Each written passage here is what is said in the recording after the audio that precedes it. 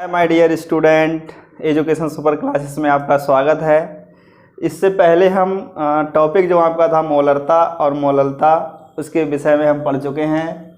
आज हम बहुत ही इम्पोर्टेंट जो टॉपिक हैं उनके बारे में जो है पढ़ेंगे। जैसे सबसे पहले हम जान लेते हैं कि विलेयता क्या होती है, विलयन की विलेयता क्या होती है। देखिए, विलेयता क्या होती है, किसी विलायक में उसकी जो विलेयता है स्थिर ताप पर जो मात्रा किसी पदार्थ की घोली गई है वो उसकी मात्रा क्या कहलाती है, विलेयता कहलाती है। ठीक है, तो इसमें ध्यान रखना है जो आपका विलायक है, विलायक में स्थिर ताप पर पदार्थ की घोली गई जो मात्रा है,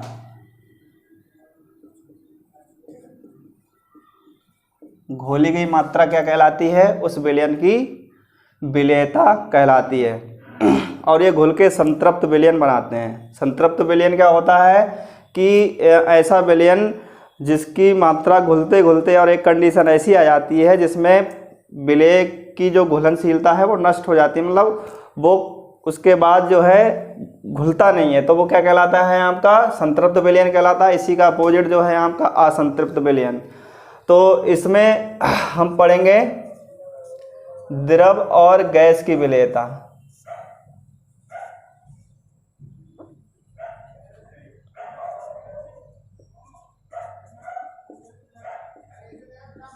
और इसी में आता है आपका हेनरी का नियम। तो क्वेश्चन आपका हेनरी के नियम से बनेगा। हेनरी का नियम इम्पोर्टेंट है आपका। इसमें क्या होता है, किसी द्रव में किसी गैस को मिलाना, ठीक है, वो हेनरी नियम के अकॉर्डिंग होता है। जैसे ये कोई द्रव है, अब इसमें हम दाब द्वारा कुछ आंशिक दाब इस पर देंगे और इस दाब से क्या करेंगे, इसमें गैस को मिलाया जाएगा। तो यहाँ पर कौन सा नियम लगेगा, हेनरी का नियम लगेगा। तो हेनरी का नियम होता क्या है ये सीखेंगे हम।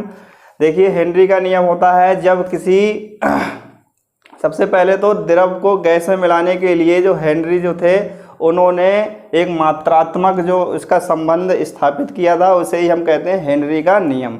ठीक है, तो इस नियम के अनुसार क्या होता है, देखिए इस नियम के अनुसार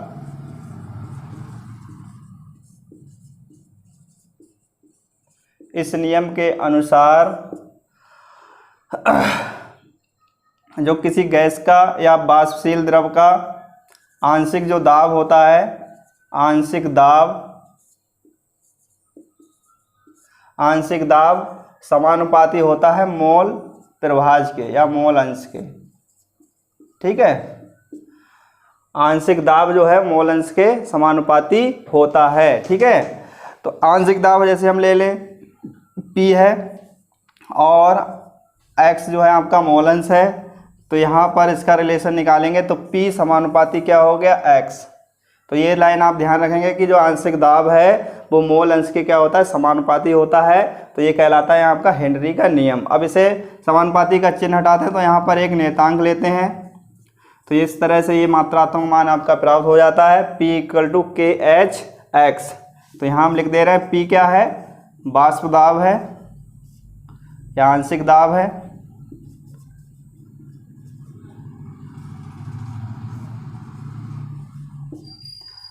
और X आपका है मोल अंश, और KH आप ध्यान रखेंगे ये क्या, हेनरी नियतांक है, हेनरी नियतांक। ठीक, तो इसके बारे में आप सीखेंगे। यहाँ पर रोको, देखिए अब हेनरी के नियम की जो सीमाएं हैं वो आपको याद रखनी है कि इसकी क्या सीमाएं हैं। तो इसकी दो सीमाएं हैं जो मेन है। पहला आपका ध्यान रखना है कि जो गैस हम ले रहे हैं, गैस कैसी होनी चाहिए, गैस आदर्श गैस का पालन करती हुई होनी चाहिए। आदर्श गैस का पालन करे, आदर्श गैस समीकरण का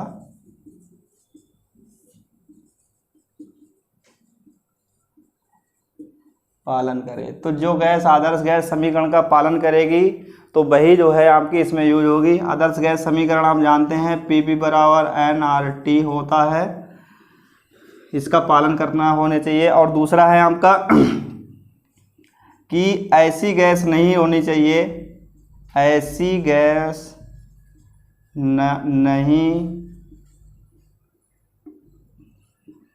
लेनी चाहिए कि जो हमने विलयन लिया है, कि जो विलयन के साथ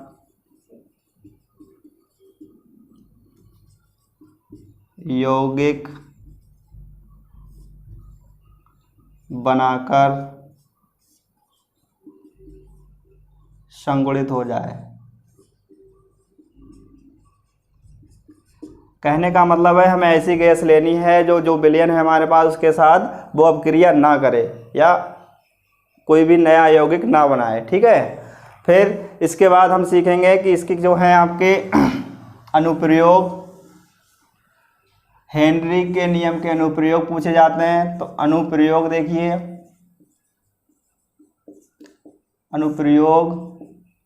अनुप्रयोग क्या है? पहला तो है कि जो आपकी कोल्ड ड्रिंक्स होती है,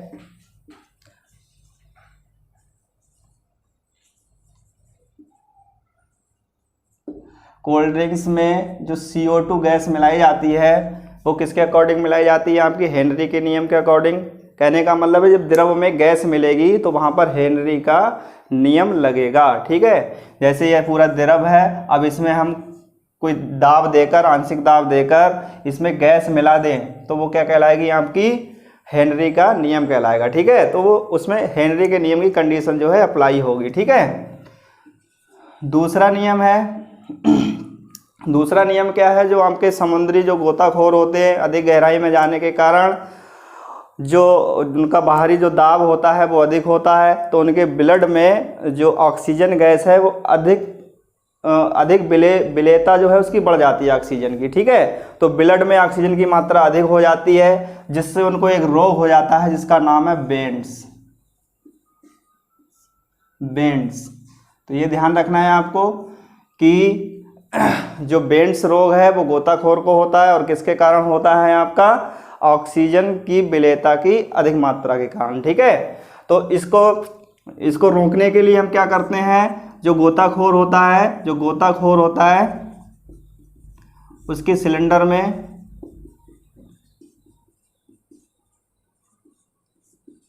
हीलियम गैस मिला देते हैं, हीलियम गैस मिला देते हैं। और कितनी मात्रा? लगभग 11% जो है हीलियम को मिला दिया जाता है उसके सिलेंडर में। तो इससे क्या होता है कि जो उसकी विलेयता है कुछ कम हो जाती है और जो ब्लड में इसकी विलेयता जो है कम हो जाती है। ठीक है, तीसरा पॉइंट आपको ध्यान रखना है, जो आपके पर्वतारोही होते हैं, पर्वतारोही होते हैं उनको एक रोग हो जाता है जिसे हम बोलते हैं एनेक्सिया।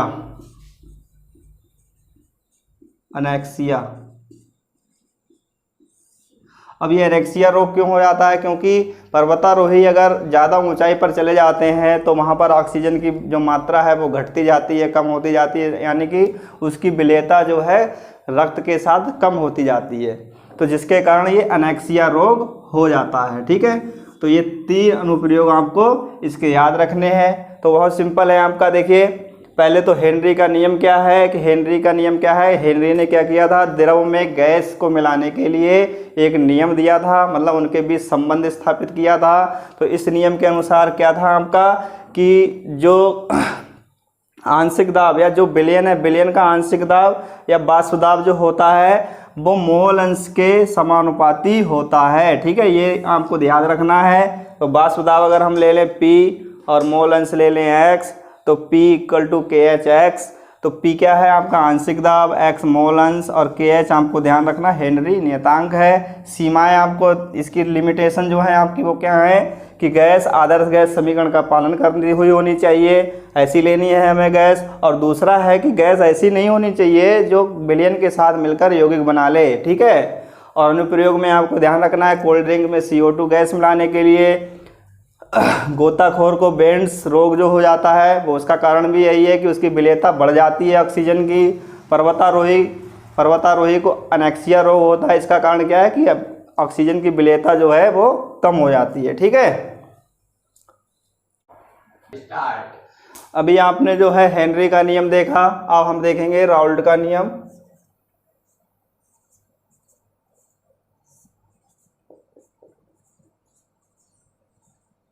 राउल्ट का नियम देखिए किस में लगता है आपका, द्रव से द्रव में। जब किसी द्रव को द्रव में मिलाते हैं तो वहां पर आपका क्या लगता है, राउल्ट का नियम लगता है।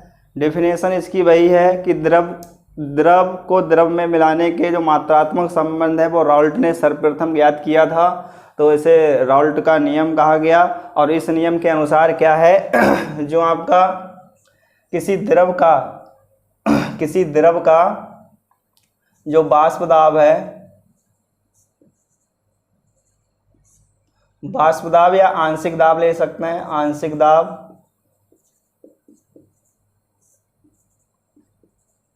आंशिक दाब वो समानुपाती होता है मोल अंश के।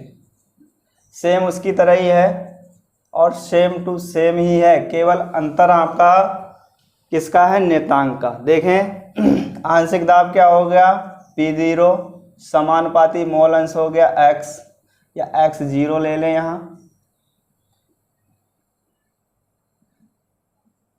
X ही ले लिया, ठीक है। तो P बराबर यहाँ ले लिया KX। तो देखें P आपको पता है आंशिक दाब है ये, X मोल अंश है और K क्या है राउल्ट नियतांक बोलेंगे इसे, राउल्ट नियतांक। तो देखिए सेम नियम तो वही है, केवल इसमें क्या है आपका नियतांक का अंतर है। हेनरी में क्या था नियतांक आपका KH और इसमें क्या है आपका K। तो इन दोनों में ये असमानता है, ठीक है। इस नियम को ऐसे भी कर सकते हैं, अर्थात अगर हम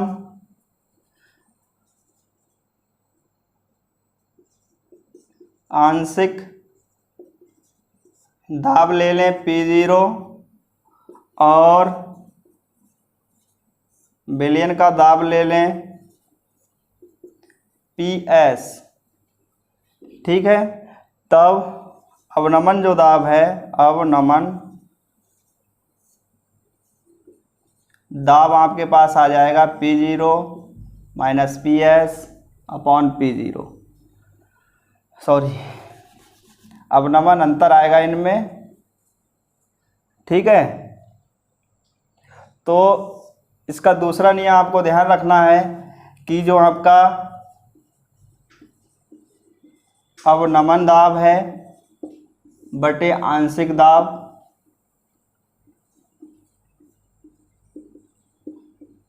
वो बराबर होता है मोल प्रभाज के या मोल अंश के, ठीक है। तो P0 PS P0 ये मोल अंश ले लिया हमने X, तो ये फार्मूला ऐसे भी लिख सकते हैं हम, या फिर P0 माइनस PS बटे P0 और X को हमने लिखा था N small n capital N, इस तरह से भी आप इस फार्मूले को लिख सकते हैं। तो ये किसका हो गया भाई, राउल्ट का नियम हो गया, ठीक है। तो इसमें ये पूछा जा सकता है आपसे कि राउल्ट के नियम और हेनरी के नियम में क्या समानताएं हैं। तो असमानता नंबर 1 तो आपकी ये हो गई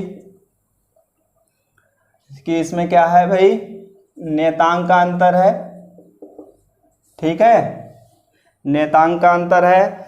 दूसरा आपकी असमानता ये है कि हेनरी में द्रव और गैस होता है और राउल्ट में क्या होता है, द्रव और द्रव, ठीक है। तो ये दो असमानताएं आपको याद रखनी है। समानता की अगर बात करें तो समानता इसमें क्या है, समानता आपकी है पहली तो ये है कि ये इन दोनों में आंशिक दाब का या बाष्प दाब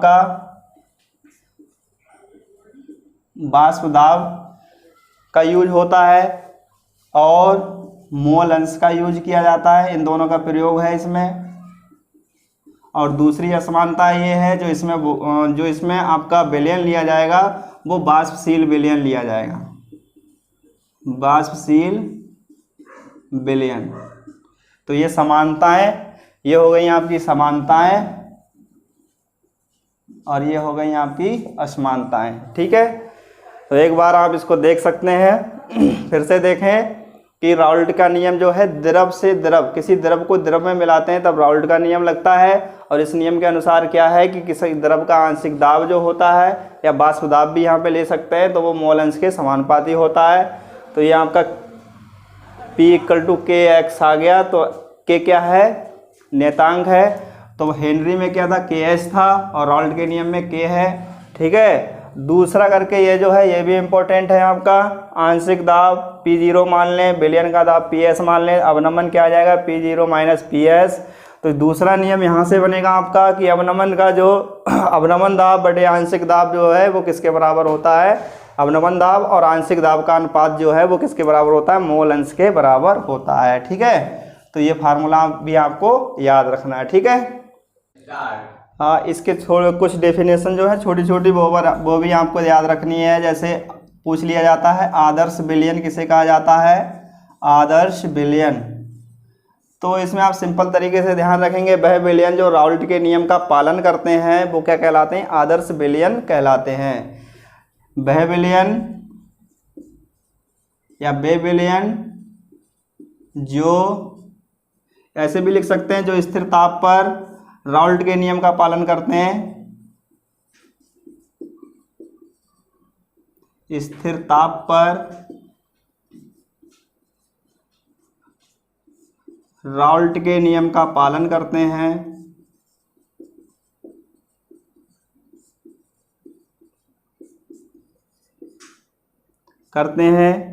आदर्श विलयन कहलाते हैं।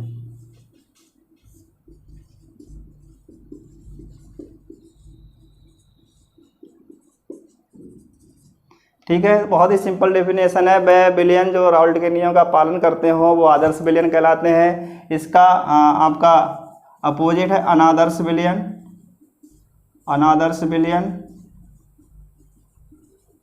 तो इसमें क्या होता है, राउल्ट के नियम का पालन नहीं करते हैं, या वह विलयन जो स्थिर ताप पर राउल्ट के नियम का पालन नहीं करते हो वे विलयन कहलाते हैं अनादर्श विलयन। इसमें आपको ध्यान रखना है, ये जो है राउल्ट के नियम का पालन, राउल्ट के नियम का पालन नहीं करते हैं। ठीक है, तो आज जो है आपके दोनों टॉपिक जो है हेनरी का नियम और राउल्ट का नियम परीक्षा की दृष्टि से बहुत ही इम्पोर्टेंट था, आपको इसे देखना है।